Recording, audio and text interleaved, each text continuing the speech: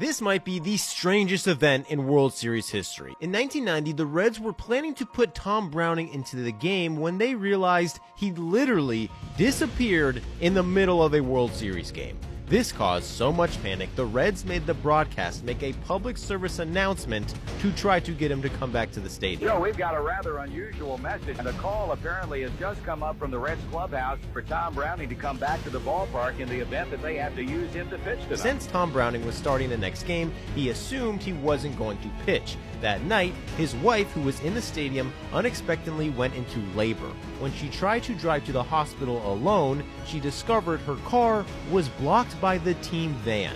Somebody told Browning this, he panicked and drove her to the hospital himself.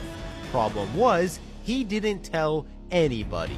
The game ended up going into extra innings, and the Reds only had 2 pitchers left, meaning Tom Browning was probably going to have to pitch. When the Reds tried to tell him this, nobody knew where he was. The Reds panicked and told the broadcast to try to get him back to the stadium, which he watched in the hospital minutes before his third child was born.